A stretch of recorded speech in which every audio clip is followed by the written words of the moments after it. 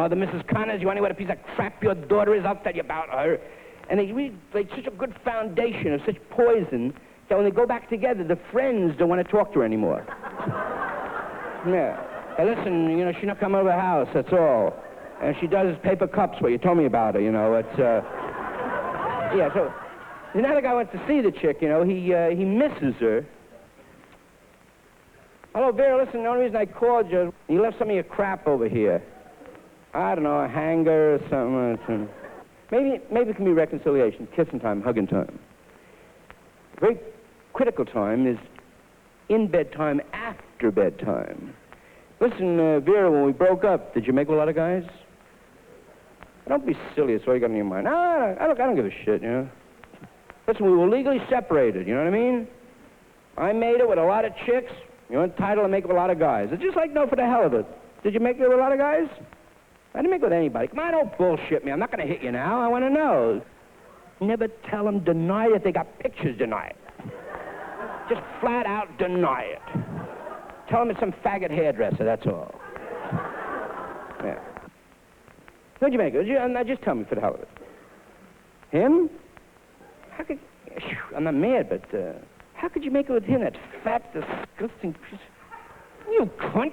Ah!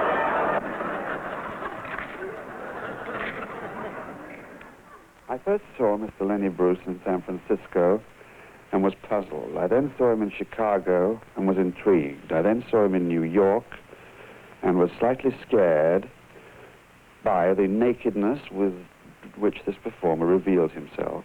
And then I began to laugh at the wildness of one of the most bizarre imaginations that's ever been let loose on a nightclub audience. And I've been laughing ever since. Now, of course, I'm in a minority there because I think Lenny is, admirers always will be. He goes out to do a rush job of psychoanalysis on the audience. He goes out to root out their deepest inhibitions, their deepest repressions, all the things they're scared of, the things that are never talked about, and holds them up to the most relentless scrutiny, analyzes them, tries to force the audience to come to terms with reality, actual, unspeakable reality. And this is a hard thing to do anyway, and it's even harder to keep it as comic as he does. He will say, lung cancer is a bad thing.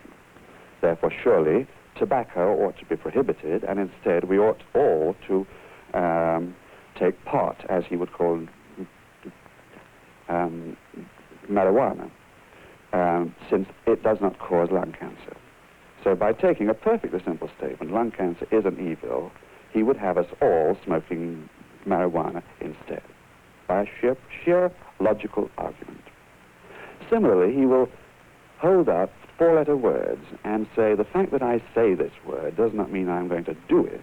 It is simply a word. It's a sound I am making. Why are you all so scared of it? Why does it offend and outrage you? It's simply four letters.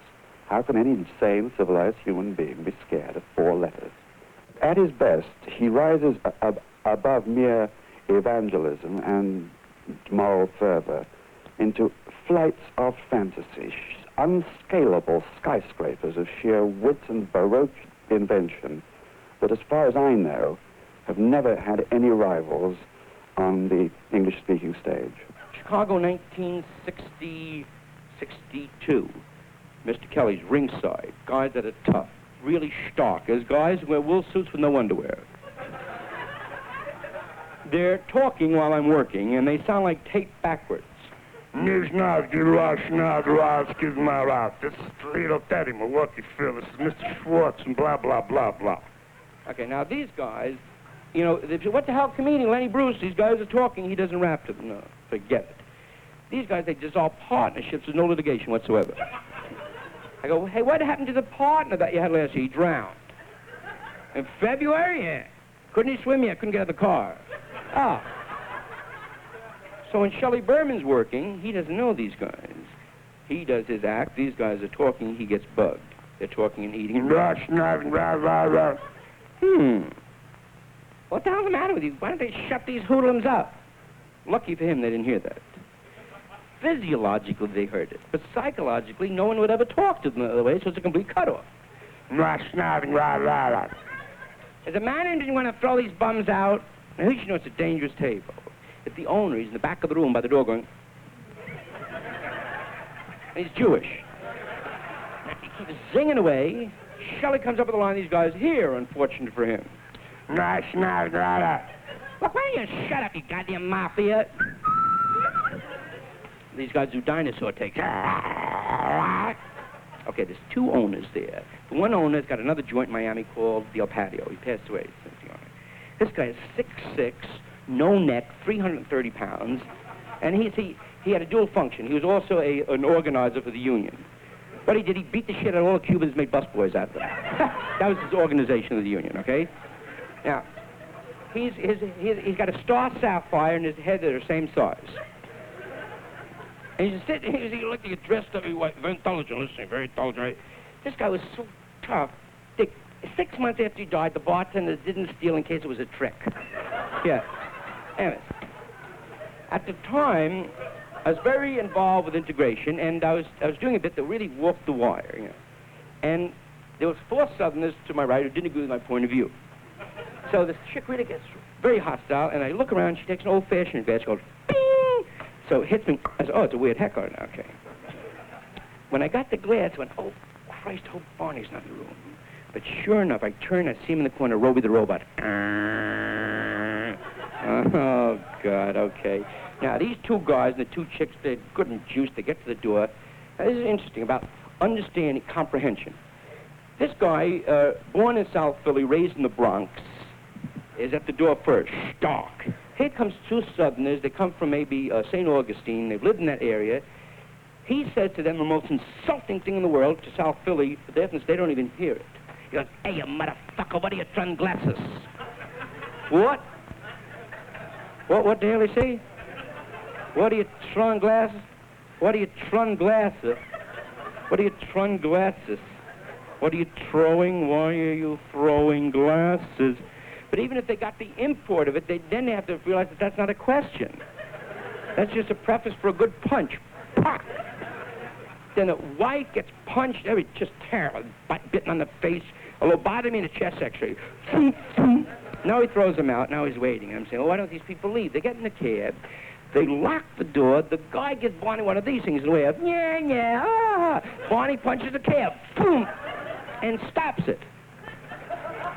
So the driver got out. Who punches cabs? The medallion is bent. You're going to call it the company. We're covered for punching. I've been really interested in Catholicism lately. It's like there's more churches and people that work for the church than I think there are courthouses and judges. So actually what it is, Catholicism is like Howard Johnson. And what they have are these franchises. And they give all these people different franchises in the different countries, but they have one government. And when you buy the Howard Johnson franchise, you can apply it to the geography, whatever's cool for that area. And then you pay the bread to the main office. Then you have to, keep a certain standard, which is cool.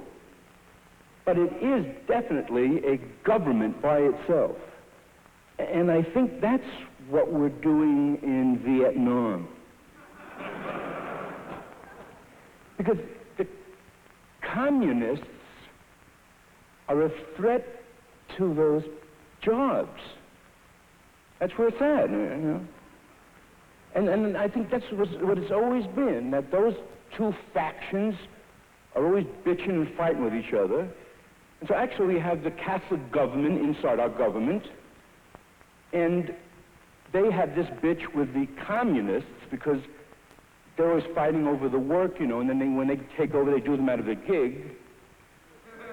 So what happens is that, because Catholicism is here, and the people who work for it are here. And that's another big problem. The people can't separate the authority and the people who have the authority vested in them. There was no question who wore the robes of authority in Philadelphia. Lenny's first bust was in the city of brotherly love. It was a drug charge without a chance of sticking. He won the case, and years later, the trial judge was dismissed from the bench. But what really happened, what really went down in Philadelphia was that Lenny Bruce had been identified as sick. In 2 years, he was arrested a half a dozen times across the country and banned in London and Australia. Something was happening. It was more than just saying fuck or cocksucker. Still, Lenny believed in the courts, believed he would be vindicated. In his routines, he began to examine the arrests and the people who were arresting him. He hadn't thought it through. He didn't know what was really happening. But somehow, in front of an audience, his mouth running ahead of his mind, he said it. And he spoke to a college generation that was just beginning to know. Such prejudice, and same in Philadelphia. The same. Want to dig what the judge said? Well, but this was an obvious payoff. It was a complete bribe, bust-out counterfeit. This cat says, as soon as I sit down after the intro, this looks like a sinister character to me. Where is that? Ronald Coleman, that's the judge. I have heard the case, and I must go into my chambers and deliberate. There are many humanist issues here to decide. Raymond Massey, he's the DA, you know. That's what screwed me up. Lenny had become a target. Wherever he appeared, police, peace officers, he called them, sat up front. In San Francisco, in Chicago, in Los Angeles. They'd listen to his bit, bust him, and then they'd do his act in court, badly.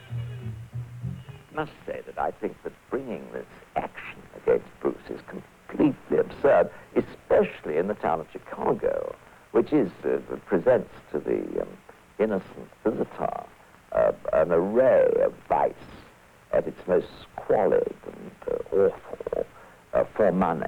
And in a city in which all that is tolerated, a city famous for violence and corruption, to pick on this nervous, chain-smoking, neurotic moralist and blame him for obscenity seems to me ridiculous. If I might summarize it, you know there's an impulse in all of us. We have a hollow tooth. We can't resist putting our tongue into it. It hurts, but we keep on doing it. Now, I think that Bruce's particular sort of comment on life, this sick humor, is a tongue in the hollow tooth. A tongue in his own hollow tooth as a man, and a tongue in the hollow tooth of a sick society. And if society is sick, you can't really blame a person who wishes to comment satirically on it for producing a sick commentary. And prior to the investigation, the aforesaid investigation, your deponent conferred with the defendant, Lenny Bruce, and was advised of the nature and the character of the judicial proceedings had and the concern that Lenny Bruce, with regard to the seriousness and truthfulness on the voir dire. At the voir dire is when they run down the jurors and ask them things relating to the case, if they know about the guy before. And he did try the facts in the case 26571, Department 103, before the Honorable Judge Landis.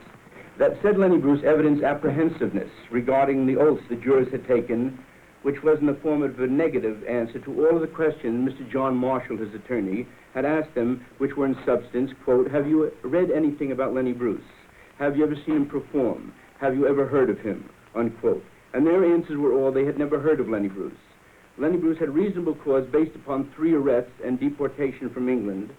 That was on television newscasts and headlines throughout the country. L.A. Examiner, KLAC-TV, and Citizen News did give these arrests with sub-headlines and front-page headlines that related specifically to the arrest in the Valley that led to the very trial these jurors were to make an unbiased decision upon. And that he had reason to believe that although they swore they had not heard of him or read of him, they had in fact had, and from the accusations made by the news... But the cafe owners got the message. If they booked Lenny, it was trouble with the law, so most of them canceled. Lenny was nearly bankrupt. His cash went for lawyers. His energy dissipated. That in lieu of the heretofore news exposure, Lenny Bruce had reasonable cause to doubt the veracity of their oath, and that they had never heard of Lenny Bruce, and that they would try the facts in the case only. Mr. Bruce, And excuse me, sir. Yeah. And then we go on to the affidavits of these. He said they're harassing me. The officers are harassing me. And he knew that. He was anti-establishment. He, on another occasion, when he tried to get a hearing before a three-panel judge to have an injunction against being arrested for obscenity in New York, one of the judges was the former NAACP